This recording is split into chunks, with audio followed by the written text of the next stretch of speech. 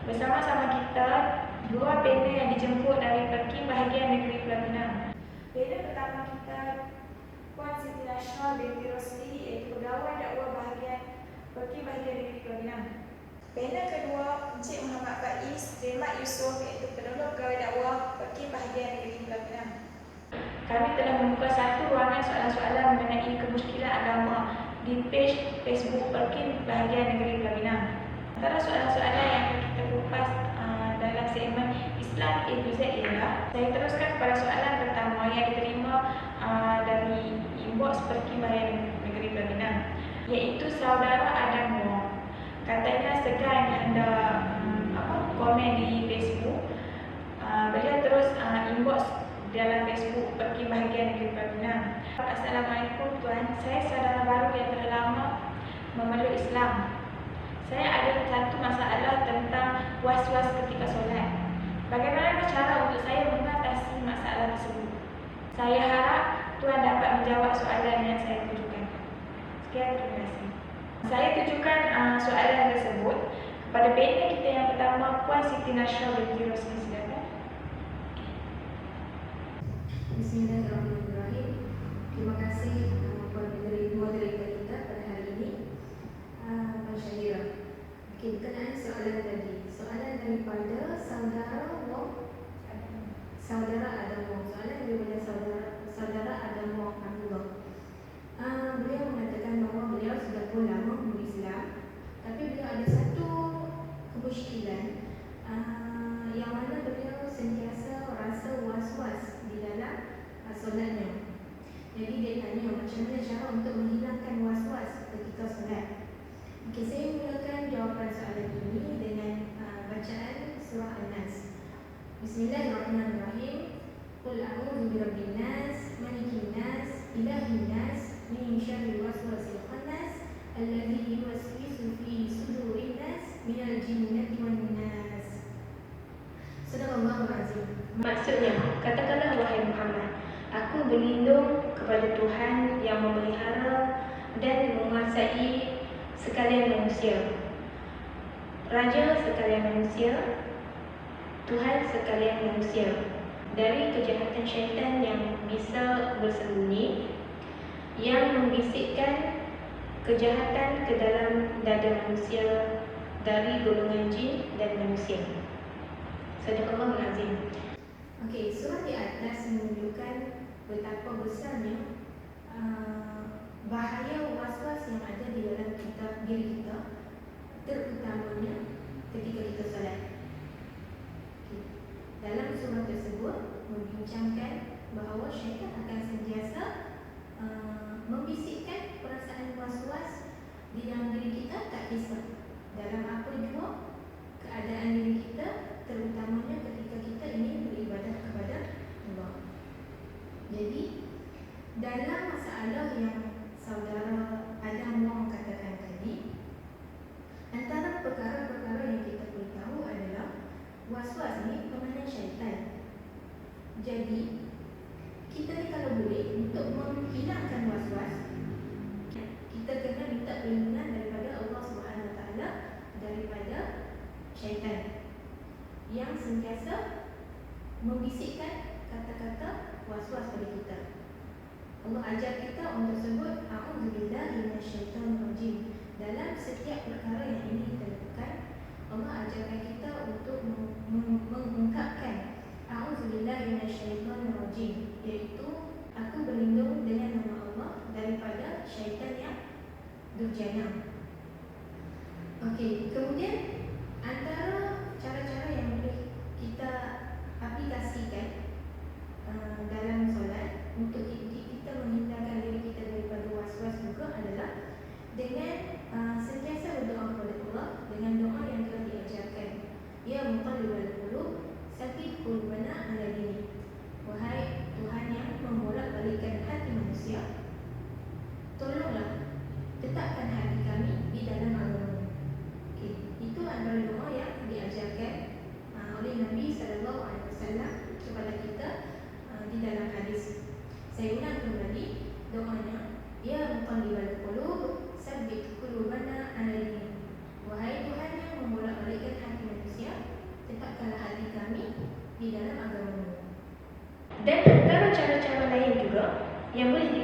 untuk menghilangkan was-was di dalam solat adalah kita sentiasa membaca surah An-Nas. Surah yang saya bacakan di awal jawapan tadi. Membaca surah An-Nas bukan sekadar membaca sahaja, tetapi kita melazimi dengan maksud-maksud yang ada di dalam surah An-Nas, seperti yang saya bacakan sebentar tadi. Dan akhir sekali yang boleh saya katakan, kita hendaklah tidak melayani perasaan was-was kita. Sekiranya, sebagai contoh, kita nak ambil wuduk, tiba-tiba kita merasa was-was, dah ambil ke belum? Dah ambil ke belum? Jadi kita kena kuatkan hati, kita kena buang perasaan was-was tersebut. Okey, sekadar itu sahaja daripada saya. Saya kembalikan semula kepada moderator kita. Terima kasih. Alhamdulillah. Jawapan yang sangat padat daripada Puan Siti Nashron kita. Terima kasih diucapkan. Saya teruskan dengan soalan yang kedua. Apakah hukum solat sunat selepas asar? Soalan yang kedua ini saya minta untuk Encik Faiz kupaskan jawapannya. Silakan. Bismillahirrahmanirrahim. Assalamualaikum warahmatullahi taala wabarakatuh. Terima kasih kepada Puan Moderator dan juga Puan Nashron. Terima kasih atas jemputan ini. Untuk menjawab persoalan tersebut, apakah hukum solat sunat selepas asar? Seperti kebiasaannya, kita telah sedia maklum bahawa tiada solat sunat selepas asar jika tiada sebab untuk melakukannya. Namun begitu, dari segi mazhab Syafi'i sendiri, mazhab Syafi'i mengharuskan untuk kita solat sunat selepas asar jika kita ada sebab untuk melakukannya. Antara solat sunat yang kita boleh buat, contohnya seperti solat sunat tahiyatul masjid. Contohlah kan, lepas kita sembahyang asar, kita balik ke rumah, tapi kita ada meeting di masjid pada pukul 6 petang. Bila kita sampai di masjid, kita boleh melakukan solat sunat tahiyatul masjid. Begitu juga kita juga boleh melakukan solat sunat wudu, solat jenazah, solat sunat gerhana matahari ataupun bulan, ataupun kita boleh juga mengqada solat-solat yang kita pernah tinggalkan sebelum ini selepas daripada solat asar. Ada juga satu lagi sebab untuk kita boleh melakukan solat sunat selepas asar, iaitu apabila kita berada di Masjidil Haram. Suka untuk saya menyebut dalam sebuah hadis riwayat Abu Dawud yang mengatakan bahawa Rasulullah SAW pernah bersabda, jangan kamu halang seseorang yang ingin melakukan tawaf di rumah Allah ini, iaitu Kaabah, dan solat pada setiap waktu yang mereka inginkan, pada waktu malam ataupun siang. Jadi bagi kes ini, iaitu bagi mereka yang berada di Masjidil Haram, diharuskan ataupun dibolehkan untuk melakukan solat sunat pada setiap masa di Masjidil Haram. Jadi sebagai menyimpulkan apa yang saya sebut sebentar tadi, bahawa kita boleh melakukan solat sunat selepas asar jika ada sebab untuk kita melakukannya, seperti contoh-contoh solat sunat yang saya sebutkan sebentar tadi. Namun kalau kata kita tidak ada sebab untuk melakukan solat sunat selepas asar, maka ia adalah hukumnya makruh. Sekian, itulah jawapan yang saya boleh jawab bagi persoalan yang ditanyakan oleh moderator. Jawapan yang ringkas dan jelas daripada Encik Muhammad Faiz. Terima kasih diucapkan. Satu lagi soalan, adakah kita perlu menghadap solat yang ditinggalkan tanpa sengaja? Bagaimanakah dengan solat yang ditinggalkan tanpa sengaja sejak akhir balik? Adakah kita dituntut supaya bertaubat dan tidak perlu menghadap? Soalan yang menarik daripada saudara Fatimah Chan. Kita berbalik kepada Puan Siti Nashron untuk menjawab soalan yang ditujukan. Terima kasih Puan Moderator di atas soalan yang ditujukan daripada Fatimah Chan. Okey, soalan berkenaan tentang qada solat. Adakah perlu kita qada solat kalau kita tinggalkan solat secara malas, kerana malas ataupun lalai? Dan kalau kita ni daripada akibat kita tak solat, adakah kita perlu qada dan perlukah kita bertaubat atau tak perlu? Saya ringkaskan soalan yang begitu. Okey, saya mulakan jawapan dengan membaca satu petikan ayat Al-Quran daripada surah An-Nisa ayat 103. A'udzubillahi minasyaitonirrajim. Innas salata kanat 'alal mu'minin kitaban mawquta. Ia bermaksud sesungguhnya sembahyang itu adalah satu ketetapan yang wajib ke atas orang yang beriman yang tertentu waktunya. Ayat yang saya bacakan tadi daripada surah An-Nisa membawa maksud bahawa solat adalah satu kewajipan bagi kita yang bergelar orang Muslim. Bila disebut satu kewajipan, maksudnya nak tak nak kita kena buat. Sebelum saya menjawab soalan berkaitan qada solat ni, saya nak merujuk kepada kitab Al-Fiqh Al-Manhaji yang menyatakan bahawa hukum seseorang Muslim ini yang sengaja meninggalkan solat kerana tidak mahu solat dan sengaja mempersendakan agama Allah adalah dikira sebagai kafir dan terkeluar daripada agama Islam. Pihak pemerintah wajib mengeluarkan arahan supaya beliau mendirikan solat dan mengqada. Seterusnya perlu juga mengeluarkan arahan supaya beliau bertaubat di atas kesalahan beliau meninggalkan solat. Akan tetapi apabila beliau masih lagi tidak mahu mengikut arahan pemerintah, maka beliau akan dikenakan hukuman bunuh. Dia akan dikenakan hukuman bunuh sebagai seorang yang murtad kerana mengingkari ajaran agama Islam. Selepas itu dari segi sembahyang jenazah, dari segi dimandikan, dikafankan, dan dia tidak akan dikebumikan di tanah berkuburan Islam kerana statusnya yang sudah murtad ataupun keluar daripada agama Islam.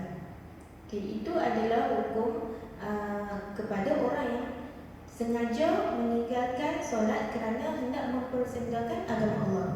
Akan tetapi sekiranya seorang Muslim itu dia meninggalkan solat kerana dia malas, tetapi dalam hatinya dia masih lagi mengatakan bahawa solat ini adalah kewajipan ke atas diriku. Dia masih lagi mengaku itu dan dia cuma meninggalkan solat kerana rasa malas dan kadang-kadang dihasut oleh syaitan dan nafsu sendiri, maka pihak pemerintah wajib mengeluarkan arahan supaya dia bertaubat dan mengqada solatnya semula. Selepas itu, sekiranya dia masih lagi malas untuk mengerjakan solat, malas untuk mengqada dan malas untuk bertaubat, pihak pemerintah boleh mengenakan hukuman bunuh ke atas beliau. Akan tetapi beliau masih lagi dikira sebagai orang Muslim. Cumanya statusnya adalah orang Muslim yang mengingkari ajaran Islam. Proses pengebumian kafan dan juga dimandikan itu masih lagi mengikut Islam kerana beliau masih lagi dikira orang Islam.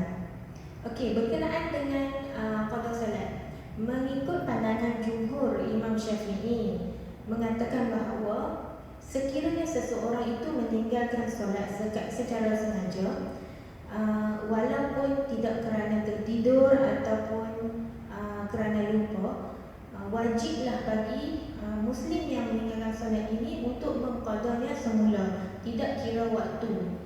Jadi kalau kita kata sudah meninggalkan solat semenjak akil balik, caranya adalah dengan mengerjakan qada solat secara berterusan. Sebagai contoh, selepas solat Zuhur kita bangun semula untuk menunaikan solat qada Zuhur yang sebelum-sebelumnya, yang mana kita pun tak tahu berapa banyak waktu solat yang telah kita tinggalkan. Itulah sekian jawapan daripada saya. Moga-moga Puan Fatimah Chan berpuas hati dengan penjelasan yang diberikan kepada saya. Okey, sekian, terima kasih.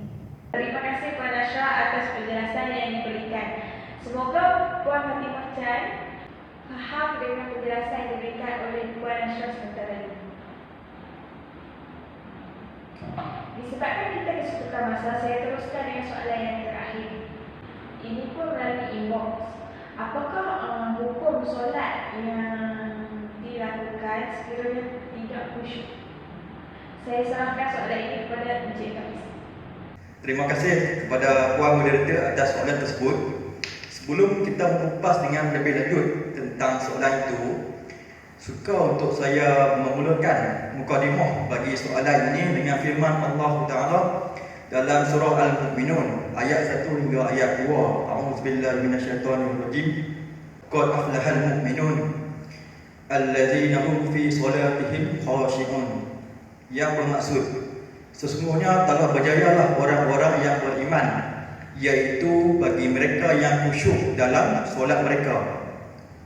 Dalam ayat ini, para ulama telah mendefinisikan pelbagai maksud khusyuk. Dari segi bahasa, khusyuk ini bermaksud tenang, tawaduk, rendah diri dan juga perasaan hina diri. Tokoh ulama tasawuf seperti Imam Junaid Al-Baghdadi menyatakan bahawa khusyuk ini merupakan perasaan rendah diri dalam hati di hadapan Tuhan yang mengetahui perkara yang gaib.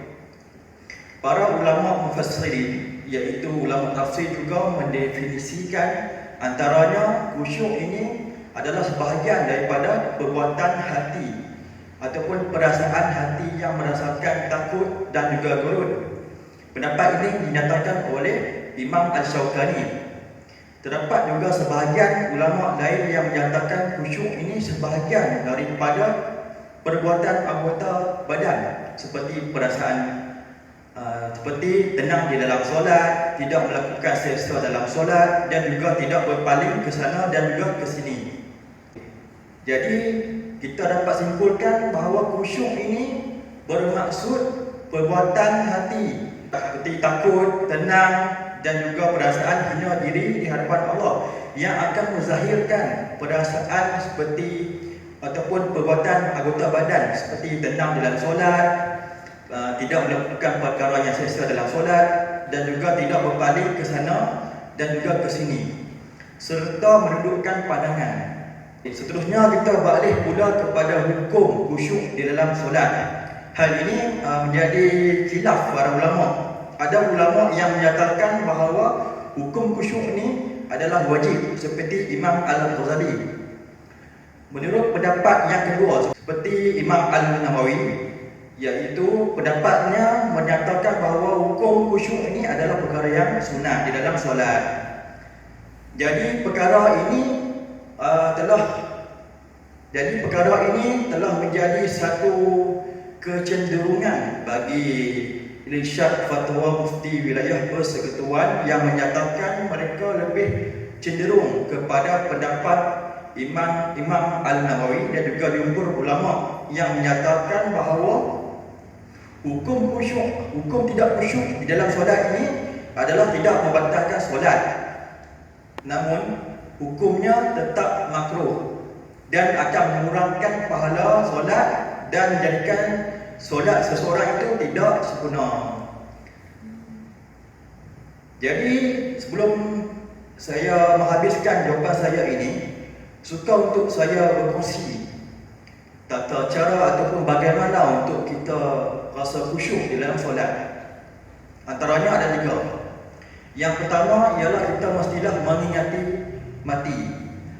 Sabda Rasulullah SAW dalam riwayat Ibnu Majah menyatakan bahawa orang yang cerdik itu ialah orang yang sentiasa mengingati mati dan juga orang yang banyak melakukan persiapan ataupun persediaan sebelum menghadapi kematian.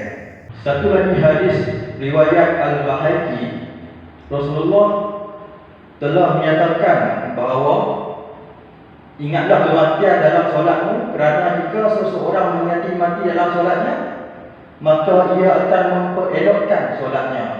Cara kedua untuk kita berasa khusyuk dalam solat ialah tidak tergopoh-gopoh dalam mengerjakan solat. Gopoh-gopoh ini bermaksud kita melakukan solat secara laju ataupun bahasa orang Tawar ni kalut semayang kan. Okey, bagi hal ini saya suka untuk berkongsi tentang satu peristiwa ataupun kejadian yang berlaku di Jawa Timur, yang mana di sebuah pondok pesantren Jawa Timur beberapa tahun lepas telah mengejarkan solat sunat tarawih ataupun witir 23 rakaat hanya dalam masa 7 minit sahaja. Saya ada tengok dalam YouTube tentang video berkenaan. Saya menyaksikan bahawa mereka ini semayang tak ada tamak-ninah langsung, semayang laju, baca Al-Fatihah pun laju. Jadi Mufti Wilayah Persekutuan pada masa itu telah menegur akan perbuatan mereka ini, bahawa tamak-ninah, kalau tak ada tamak-ninah itu maka tidak sahlah solat. Sebab tamak-ninah ini adalah rukun dalam solat. Contoh macam kita makan nasi kan, cara gapa-gapa, laju-laju, mungkin kita akan rasa tercekik ataupun tersedap.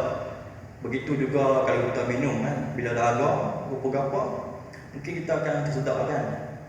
Okey.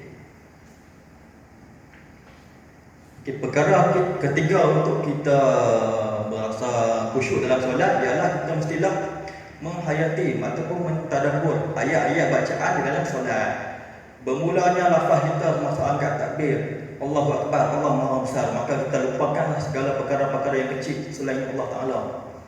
Bermula di situ, insya-Allah kita akan kita akan fokus dalam solat dan juga setiap pergerakan dalam solat. Bermula daripada bacaan surah Al-Fatihah. Apa guna kalau kita bercakap ataupun berkata-kata dalam, ataupun kita melafazkan bahasa Arab dalam solat tapi kita tak tahu apa maksudnya. Jadi roh solat tu tidak akan timbul. Jadi sebagai penutup bagi soalan tersebut, saya ingin menasihatilah diri saya dan juga diri kita semualah, supaya kita sama-sama kita melatih diri untuk khusyuk dalam solat. Setiap perkara ibadah ataupun contohnya ibadah solat ini perlu kita lakukan dengan ikhlas. Ulama kata, biarlah kita solat sehingga ikhlas. Jangan kita tidak solat kerana tidak ikhlas. Sebab solat ni perkara yang fardu dalam agama kita dan juga wajib. Sekian untuk saya menjawab soalan tersebut. Terima kasih. Kita sudah pun mengupas 4 soalan bersama-sama dua panel kita, Puan Nashrah dan Encik Faiz, di dalam episod kali ini. Secara amnya, soalan-soalan hari ini semuanya berkisahkan berkaitan dengan solat. Macam mana kita nak solat dengan khusyuk, macam mana kita nak qada solat yang ditinggalkan dengan sengaja, macam mana kita nak apakah hukum kita melakukan solat sunat selepas asar dan sebagainya. Saya mengucapkan ribuan terima kasih kepada kedua-dua panel kita, Puan Nashrah dan Encik Faiz, kerana telah bersama-sama kita dalam episod kali ini. InsyaAllah kita akan bertemu lagi dengan episod akan datang dengan